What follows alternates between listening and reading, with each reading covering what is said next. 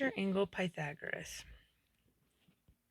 Long ago, in ancient Greece, there lived a curious boy named Pythagoras. Pythagoras just couldn't help poking his nose into places. Sometimes his curiosity got him in trouble, but sometimes it paid off.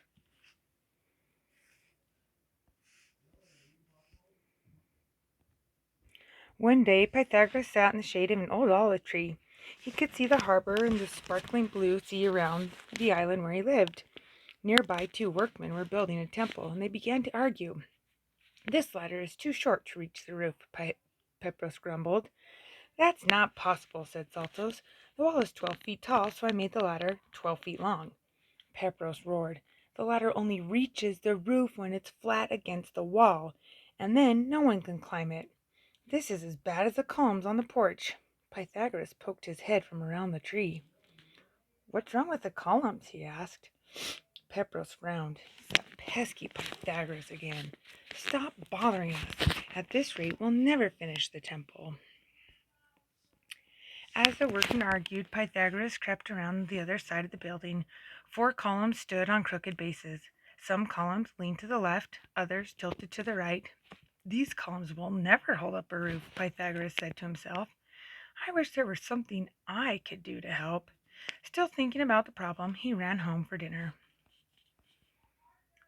When he got home, his father was talking about his ship. "I sailed to Crete with a shipload of tiles, but Lepus and Boundus got there before me. With their fast new ship, they will take away all my customers." Through a mouthful of bread and olives, Pythagoras asked, "Father, you always sail to Rhodes first and then to Crete. Why don't you just sail straight from here to Crete? It would be a lot faster." "It's too dangerous," his father replied. "It would not be safe to sail straight from here to Crete unless I knew the exact distance. Out at sea, I could miss Crete and end up anywhere. I'm leaving for Egypt tomorrow. I want you to come with me, son. One day you will command my merchant ships, and you have much to learn." At dawn the next morning, Pythagoras and his father set sail. As they sailed along the coast, Pythagoras said, "I can't wait to see Alexandria. I hear they have great buildings there. I might want to be a builder some day." "But son, you are going to be a merchant," his father said. "The life of a merchant is exciting. You get to sail to faraway places." He put an arm around Pythagoras' shoulder. "You just have to look at it from the right angle." Soon they were sailing into the port of Alexandria, the capital city of Egypt. Pythagoras marveled at the great lighthouse that stood proudly against the sky. "Saltos and Pepros should see this," he exclaimed. At the dock, a man greeted them. "I am the builder, Nefer Heper Hersisika Keeper. I don't know how to say that, but people call me Neph. I'm here for the tiles." Pythagoras was excited to meet a real builder. "Have you built anything around here?" he asked. Neff nodded. "As a matter of fact, I helped to build a lighthouse." "How did you get the base so straight?" Pythagoras asked, thinking of the crooked columns back at home. "You must be a master builder." Neff smiled and stuck out his chest. "The secret is a special rope that's been used in my family for ages." "You use a knotted rope to cut the stone?" Pythagoras asked. Neff laughed. "My dear boy, this rope does not cut stone. I use the rope to make a special triangle. I call it the right triangle because it helps me make a nice square corner that's exactly the right angle for cutting stone." Neff let Pythagoras hold the rope. Pythagoras made some triangles, but none had the right angle. "How long do you make each side?" he asked. "Oh, I've shown you way too much already," chuckled Neff, as he took back his rope. "Why don't you run along now?" As his father and Neff talked, Pythagoras found an old piece of rope and tied knots in it. He pulled the rope into different triangles. Finally, he made a triangle that seemed right. It had 3 links on one side, 4 links on another side, and 5 links on the longest side. "I've got it," he said to himself. So, a couple of vocabulary words here. Our triangles over here on this side right here, these are acute triangles where all the angles in the triangle are less than 90 degrees. And then our longest side would be our hypotenuse. And this is a right triangle because it would have a right angle right there. Just then Pythagoras' father called him. "Carry this crate of tiles, son. Neff and I will carry the rest." "I would carry them," Neff sighed, "but I've hurt my thumb, so I can't. You'll have to make 2 trips." When they got to the house Neff was building, he said, "Well, you get the rest of the tiles. I'll get the money I owe you." Grumbling, Pythagoras' father headed back to the ship. Neff patted Pythagoras on the head. "Be a good boy and watch these tiles for me," he said as he disappeared into the house. "And don't touch anything." Pythagoras looked around the sunny courtyard. In the middle stood a statue base made of stone. He took some tiles out of the crate just to see how they would look around the base. "And put them back quickly," he thought. He made a row of 3 red tiles along one side of the statue base. He added 2 more rows of red tiles, making a square. So we would need 9 tiles to make a square. Whoops, that wasn't a very good one. We would need 9 tiles to make a square. So that's why he had 3 here, and then he had 3 more and 3 more. "Some of these crates have blue tiles," Pythagoras said. Soon red and blue tiles were scattered everywhere. Pythagoras made a square of blue tiles and a big square of red and blue tiles. He was admiring his work when he noticed this statue base is a right triangle. Its sides are 3, 4, and 5 tiles long. He counted the tiles. Strange, he thought. The 9 tiles in the red square, so these 9 tiles here, plus the 16 tiles in the blue square, these 16 here, equal 25 tiles. And there are exactly 25 tiles in the big red and blue square. So he figured out, like, if you count these 9 red tiles, there's 9 red tiles in this big one. There's 16 blue tiles, there's 16 blue ones in the big one. Suddenly a voice demanded, "What do you think you are doing?" Neff rushed into the courtyard past Pythagoras' father, rushed in the courtyard. Pythagoras' father was right behind him. "What is all this?" Neff snapped. "I'm sorry," Pythagoras said. "I was going to put the tiles back, but I found out something interesting." "I don't care what you found," interrupted Neff. "Look at this mess." "Pythagoras, pick up these tiles," his father said sternly, "and hurry. We have many more stops to make today." The next day, Pythagoras and his father set sail for home. To pass the time, Pythagoras drew a picture of the square tiles he had made. The squares were 3 tiles on each side, and that had 9 tiles. The one with 4 on each side had 16 tiles, and the one with 5 on each side had 25 tiles. So, in a square, the length of a side times itself is the number of tiles in the whole square.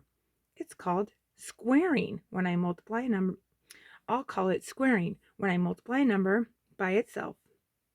3 times 3 is 3 squared. I'll write it as 3 squared. And so you can see he has that 3 squared. So we have our exponent or our power right here in our base. We're saying this 3 times this 3 is 9. This 4 times this 4 is 16. This 5 times this 5 was 25. So he's figuring that out. Pythagoras drew a new picture. 3 squared plus 4 squared equals 5 squared, he said to himself. I wonder if the squares on the sides of other right triangles add up the same way, he thought. Pythagoras practically flew off the ship when he got home. He couldn't wait to tell Saltos and Pepros about the special knotted rope and the secret to the right triangle. When he got to the unfinished temple, Saltos and Pepros were not there. The ladder was on the ground where Pepros had thrown it. That ladder would be easy to climb if the bottom were about 5 feet from the wall.